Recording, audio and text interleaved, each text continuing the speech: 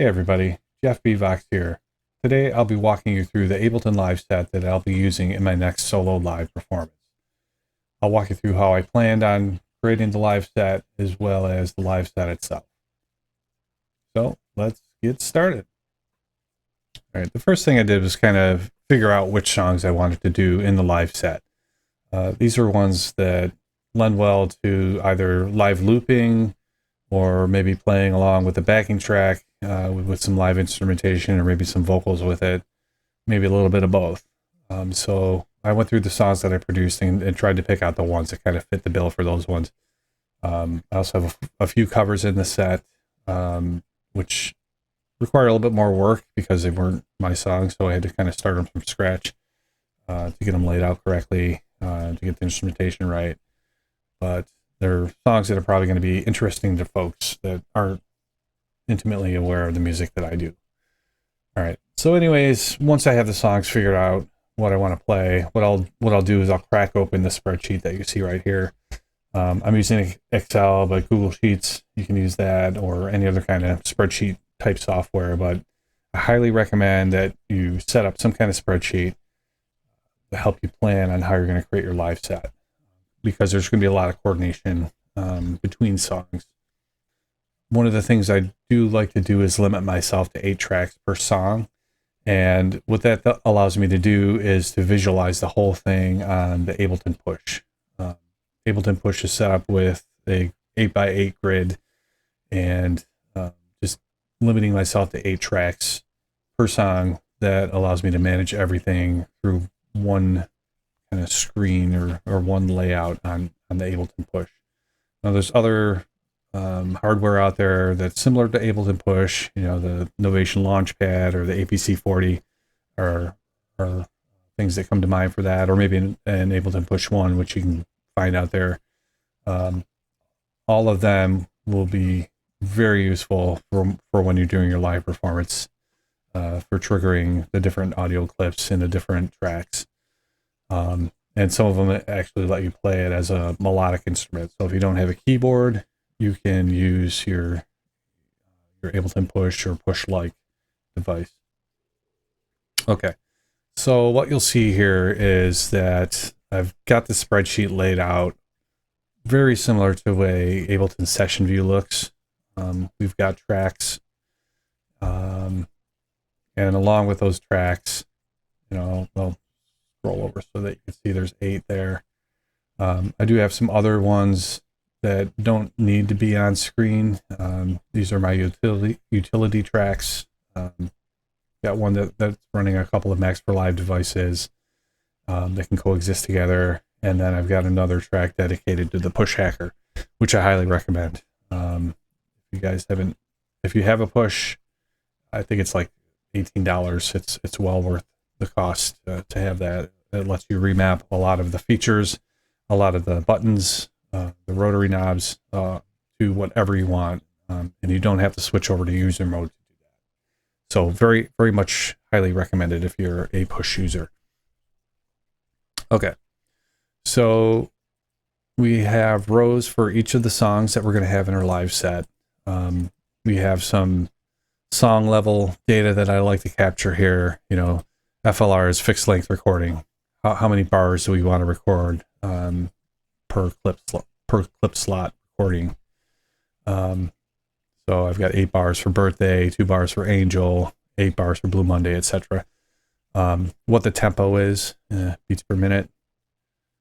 What the global quantize value is set to, how many bars that is, and then how many tracks. This track count could change as you're working the song into your live set, based on resampling, based on converting things from MIDI to audio, etc. So these things all may change. One of the other things I call out here is that I've labeled whether or not a track is audio or MIDI, or, as I showed you before, whether it's just a utility track or a set of tracks. I do like to limit myself on the number of MIDI tracks, just because they take up more resources, and when your resources start running low while you're performing live, that can be dangerous. It could lead to audio dropout or some latency where when you're playing something on your instrument, be it a keyboard, even a guitar or bass or something that's analog and plugged in, that latency could cause you to get out of sync with whatever's being played along with it. So, yeah, that's why I want to keep the MIDI tracks down to 3 and then audio for the remaining 5, just to save on those resources. The other area here I have below, which is also kind of against which tracks, is the instrumentation. I'll be using instrument racks to switch between the different instruments on the tracks, which helps with also keeping track of the resources that are in use at the time a song is playing. So only during like birthday, this instrument will be live. These other ones here will be turned off, and that'll save on the resources, because as if you were to have like a very wide Ableton Live set, you may forget to turn off instruments that aren't in use for other songs in your set. And that's another reason why to keep it to 8 tracks, so that I can kind of manage these instrument racks better and make sure things are turned off that aren't really going to be used in a song. Okay. The other thing you'll find in here is per track, you'll find a CliffX script column, and we'll get into that. That's a scripting language that I use for doing a lot of automation, and I'll show you that when we get into the Ableton Live Set. All right, so let's switch over to Ableton Live. One thing you'll notice is that I have the track colors pretty much the same as the spreadsheet track colors, so that helps me go between the two and to keep things straight. All right, so one thing you'll notice off the bat, I have this red scene here, and this is where I do all of the setup for the songs. There's actually no music or clips or anything like that will actually play any audio. This is just to signify the divisions between the songs. One of the things that we have to do between songs is the tempo is different. Maybe in some cases the time signature is different. So we need to set those. And I set those over on the master track, which basically is like the scene controller. You may have missed it, but I think by default, the master track looks like this. If you pull it out a little bit further, you'll get some more things exposed here. And one of them is the tempo. And this is where you'll set the tempo for the individual songs, which was captured in this spreadsheet here. So basically take that number and plug it in right here.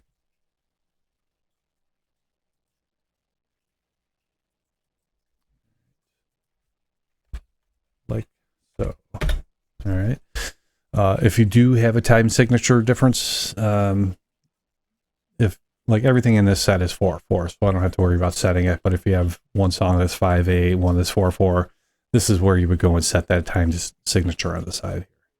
For this first song, I like to put the titles over here on the same row as the red bar here, which kind of indicates the song division or the song start.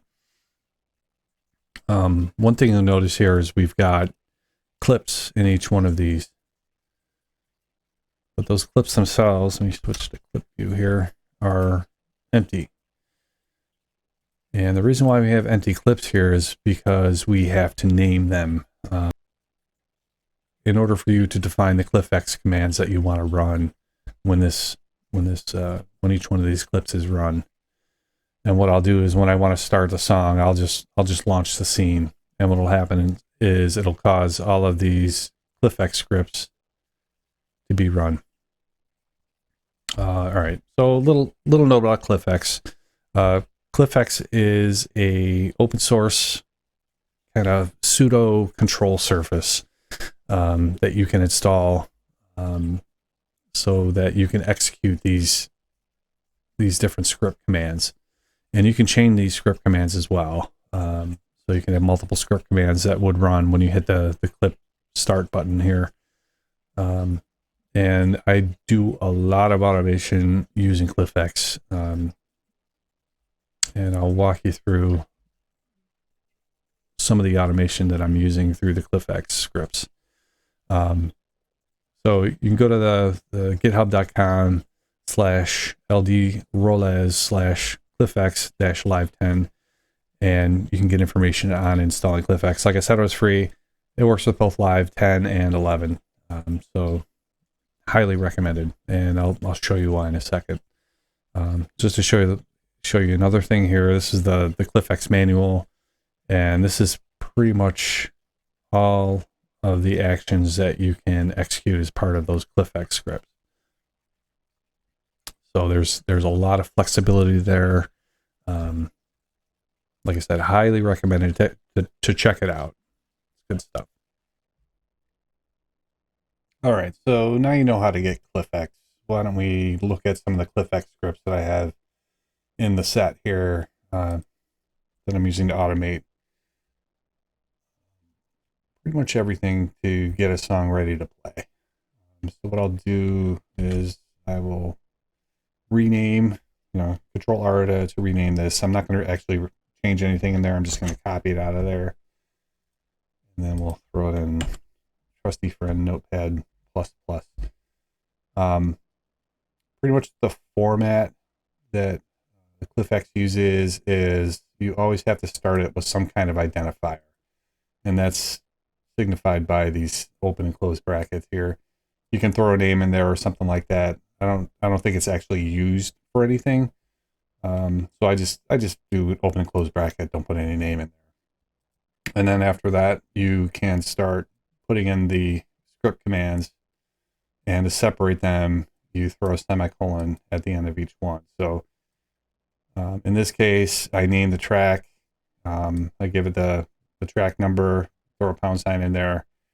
And then if you move your tracks around, as long as you use that pound sign as part of the name, it'll kind of reflect the track number. Show you if I over here, it changes it to 2, and the one that I slid over to the left, it's now track number 1. Back. So that little shortcut kind of saves you from having to go back and rename the track based on the number. You just put the pound sign in there. So naming the track, GQ is for setting the global quantization. That's basically how long it takes, or let's say every division of bars that a new clip that you triggered within that bar will start playing, if that makes sense. So for this song, I set global quantization to 8 bars. If there's any muting going on in any of your songs for this track, I like to, on all of the different song starts, I'll either turn mute on or mute off. For the songs, for example, where this track is not going to be used, I'll turn mute on, and I'll turn it off when it's going to be played, when something's going to be played on that track. Then we've got this stop all NQ command, and that pretty much stops everything immediately. That stop all NQ means not quantized, which means it won't wait for this 8 bars to roll around. It'll stop immediately. And then it'll also stop the arrangement view playhead, because it's always running when you're actually playing audio. The arrangement view playhead is also playing at the same time. So using both of these commands together, this will stop all clips, not quantized, and it also stop the arrangement view play button up here. Restart, that takes us back to location 1.1.1.1, pretty much the beginning. if you were looking at arrangement view. And then since I'm using a push, I'll put a little message on there that says, in this case, birthday is ready. So I have it, each of the song names will say that they're ready after that scene is played. I baseline the volume to 64, which is about negative 13 dB here. And then this is for setting fixed length recording to 8 bars. I'm not sure if that actually works. I don't count on it. I'll set the fixed length recording on the push as well. So I still have to do some experimentation with that to make sure that actually works. You'll find a bunch of commands that start with DEV, and that means device, and that's what's going on, down in the instrument area. In this case, I'm just playing an audio clip, so I'm actually turning the device off. On track 1, that's an EQ for one of the songs that I'm using, but it's not necessary for this track right here. And then I put the push into session mode also. So that's another push command that you can do. There's bring up the manual here. Push. And here are all of the actions that can be done specific to the push. So, and that's the push mode. These are all the different modes you can put it in throughout. And that's it as far as track 1. There's some things that I only put into the first track.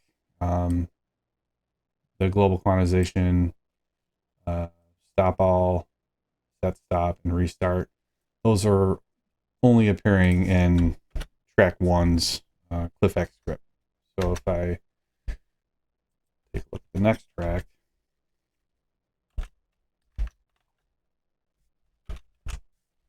you'll see it's pretty basic. I set the track name, turn mute off, baseline the volume to 64, and then this command is a little different. This is what's used for selecting the chain on the instrument rack. So this is track 5, and I've got 1, 2, 3, 4, 5 different instruments that I'm going to be going between depending on which song I'm playing. And essentially, if I play this scene over here, you'll see that the chain jumped over to 112, which is going to select the Angel guitar instrument. Other interesting thing here is I have it also this chain selector macro, and this is just a macro. I have it also mapped to the on off switch on the child instrument rack. Show you that real quick. So if I hit map on here, you can see that the main chain selector is going to go between 0 and 127, which means it'll travel across this entire range here of numbers. But it also is mapped to the device ons for each of the instruments. Expand that a little bit so you can see what they are. And what I also did was map the same range that the chain is active, that this instrument rack is active through this chain range here. And if it's between 1 and 31, then it's going to turn on this instrument here.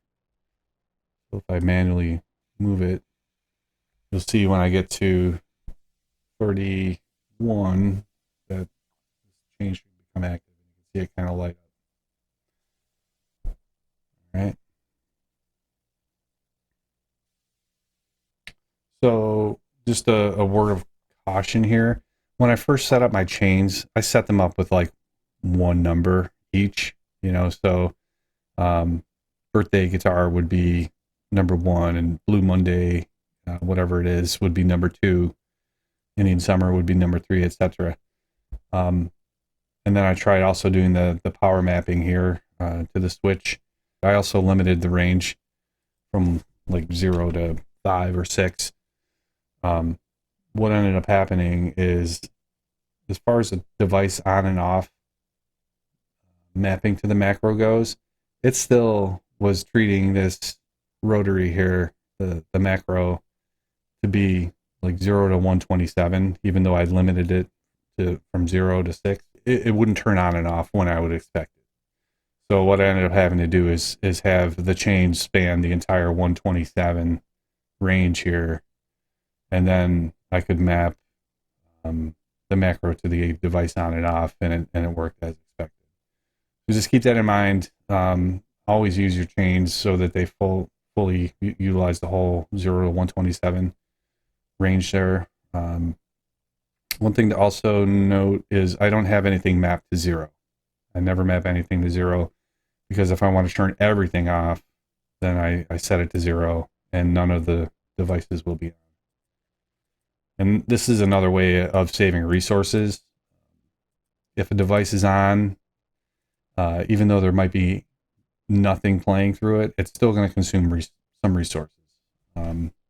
So, for example, right now I've turned on the CPU monitoring on each of the tracks, and there's nothing going on really, but it's still bouncing up and down here and using CPU resources at least. So, as much as you can, only try to have things active that you're utilizing in your performance. So dev P1 maps to the first macro in the list of macros here. I removed all the extra ones because I wasn't actually using them, but you know, this is P1, this is P2, P3, P4, and I was setting it for the first song to 8. So if I play this, you'll see it jump to 8. The next song is Angel, and this one is going to jump to chain number 112, which is going to set this macro knob to 112. So if I play that, boom, it went over to 112. So now this one's active. You can see it's turned on. We got lights on here, and the first one is all off. All right. So I will include a link to download like an empty live set, so that you can kind of play around with this a little bit yourself. See if you find it useful. So that kind of covers CliffX and how I'm using it. Well, one thing I want to call out too is I tried automating this all through using envelopes, clip envelopes, and it worked great, you know, when you set it initially, but as soon as you launch the next clip, it reset back to whatever the initial state was of the chain selector here. So that was one of the things that led me to using CliffX, because envelopes are great for kind of setting the chain initially, but once you get off of the clip where the envelope was used, it reverts back to whatever the original value was. All right, one other thing I did want to cover, and that is how I am selecting the inputs used for songs based on CliffX, or having CliffX do that for me. Take a look at track 6 here. Track 6 on the first song, Birthday, I'm using a guitar input, and on the song after that, I'm using a microphone input. So I'll show you how I select those through the CliffX commands. And essentially, it's this insub CliffX command, and basically it allows you to pick which sub setting from your audio in device that you've selected. So external in, and then the sub channel from that is 9 guitar, at least initially for the birthday song. And then if we take a look at the CliffX script for Angel, I'll hit play on there so you can see that the name of the track changes to 6 Vox Live.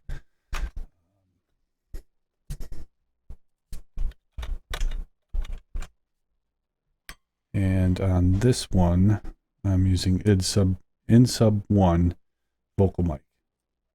And that's what I've called it. So it selects it. All right. So if you're switching between inputs on your audio interface per song, that's the way you would do it through the CliffX script. Another thing to note, in the song Angel here, I'm playing guitar live. I just have monitor in. But I have some automation taking place behind the scenes, which is done through envelopes. And that's basically to set some of the values in the instrument rack. I've got some automation on track volume, turning some pedals on that are in my instrument rack here, and some other automation. And if you're playing live, even though you're playing live, if you run this clip, it'll still run all of the envelopes for you. So it'll still do all that automation through envelopes, even though your monitoring isn't in and you're playing live. All right. One other thing I'd like to call out is for MIDI tracks, it's really easy to create an empty MIDI clip. You just right click and then insert empty MIDI clip. But for audio tracks, it's a little different. There's no right click option to add an empty sample or anything like that. So what I have is just a simple 1 second silent sample. There's nothing there. It's really short. It's small in size, and I use that for dropping it onto the audio tracks so that I have something to name for the CliffX script to execute from. And I also find that useful for the automation clips for when I'm monitoring in and basically pretty much playing live. If I want to do any envelope automation, you need some kind of clip in order for that to appear. You can't just create an envelope here because there's nothing to put an envelope on. But here I have my 1 second silent clip here, silent sample. And then with that, I can add envelopes and things like that. So it's a helpful little utility sample file to have out there. Another thing you can do is if you want to automate over time, you can still use that same 1 second sample, but you just have to change the BPM on it to something really high, make it 9,999. And that'll draw that 1 second, out to however many measures would match that. It would definitely be a really high number of measures that sample is for. And I can show you that real quick. So I'm going to change this to 9,999 BPM. And now this 1 second sample goes out to 494 measures. And this is on a 107 BPM song. So useful little trick, and it'd be smart to have just a little utility sample out there that's just 1 second of silence. Let's take a peek at the utils that I have here. So on this track, I have this one Max for Live device, which ensures that when you play a scene, that the next scene is selected for you. And that's the default behavior.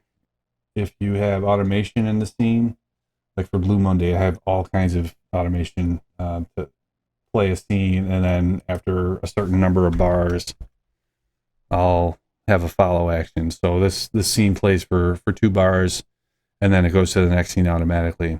But unfortunately, what happens is that the next scene, when it's triggered through automation, it doesn't actually select the next scene after that.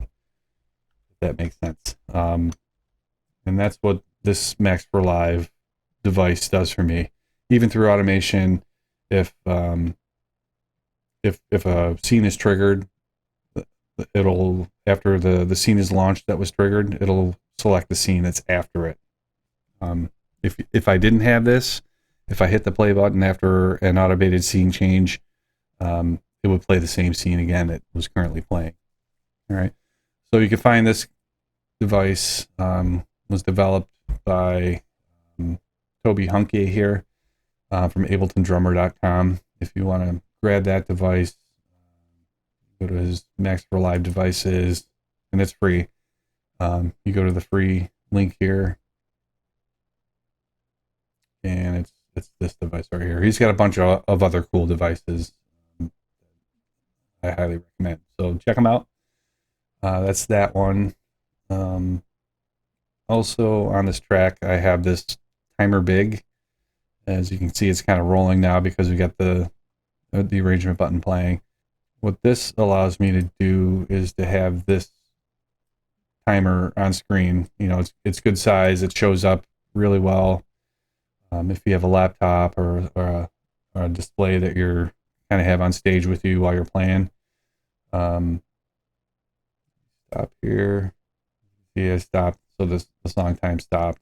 This is great for telling you how long you've been playing this one song, what the active bar is, what beat of the bar, and then based on your global quantization settings, it'll tell you how many bars until the next triggered clip is played. So that's huge. It's kind of like your countdown. It's like you can start a clip playing anywhere, and you know exactly when it's going to start.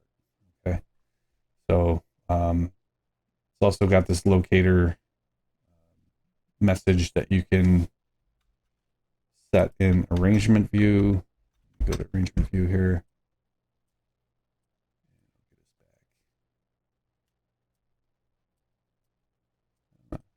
There we go. So at 1-1, I have start. You know, so if I hit reset, it's going to take me back to 1-1, and then show you the locator that's there. You know, if I hit play, when I hit bar 5, it will show bar 5 in this here. So it's a good way to give yourself some messages, some cues if you need to. So yeah, this is very helpful for live performance. And this is a device that I kind of improved upon. You can find it on maxforlive.com. And if you just search for FP Vox, it'll take you to where you can download it. This was originally developed by Mad for Cats, and I just made some improvements to make the display a little bit larger, cleaned it up a little bit UI wise, added that triggered starts in area, and yeah, it's very helpful for me when I'm doing my live performance to have something on screen that's telling me how long I've been playing this one song, and knowing when the next global quantization boundary is being hit. I'm using Push Hacker right now just for basically navigating between songs with a single key press. So basically you can say I want this to be key press number 1, and if I press the same key again, it'll jump down to this area. Press it again, it'll jump down to this area. So you're not sitting there, you know, hitting the arrow keys on the push. There's a whole bunch of other cool features in Push Hacker. Well, I'll put a link in there to it. It does cost money. I think it's like $18 and very much worth the money. But basically, you can take over any of the buttons on there, or actually the rotary knobs as well, and map it to any feature that you want that's available in here. And then basically it takes it out of the normal push usage and makes it a Push Hacker usage. You can find all kinds of tutorials on it out on YouTube as well. This track 11 here I'm using for routing to the in-ear monitor system that I'm using. And essentially, this allows me to get the master channel, which includes all kinds of mastering effects and stuff like that, back into this track here, and then I send the audio out to an external output on my audio interface, and that's what I'm listening to while I'm performing. I also have the cue out sent to that as well if I wanted to play to the click track or the metronome. All right, so what I wanted to show here is what it looked like on the push. Just because this is the main device that I'm going to be using for triggering the samples, for triggering the CliffX clips, and kind of coordinating the whole live performance. So what we see here is that row of red clips here. That's all the CliffX clips. And what I'll typically do before I start playing a song is I'll trigger the scene that runs those clips, and you'll see the birthday is ready message that shows up there. Now I have all the instruments set up, ready to go. I've got clips ready to be triggered if they're already set up for looping. So I would play the song. In this case, it would have been birthday. Once the song is finished, I would hit the next song. Now Angel is ready. Now all my instruments are set up that I'm going to be using for playing the song Angel. You'll see that I have clips that aren't used at all, or tracks that aren't used at all. So those are labeled as such. You know, and you can navigate through the songs, and every time you see one of those red lines come up, you know that that is the next song. You know, I can now press the scene launch button. Now the next song is ready. So that's what it looks like when I'm up on stage and getting ready to play the next song, and what it looks like on the push for that. All right, so that wraps up the walkthrough. I hope you learned a lot. I know I did in putting this together. If you have any questions or comments, feel free to leave them in the comment section below. I'll be sure to get back to you. You can find more information about the music I make. There's some blog entries there on this same topic, and you can get there by going to jeffbvox.com. And I'll be leaving links in the description below for how to get to the different utilities that I used.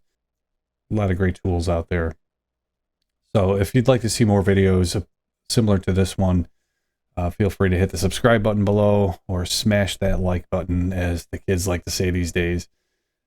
And I'll be creating more videos soon in the future on subjects related to Ableton Live, maybe on some hardware that I've found that might be interesting to you guys. So yeah, feel free to subscribe so you get notified when those things come around. All right. So thanks a lot for watching, and I will see you guys soon. Peace.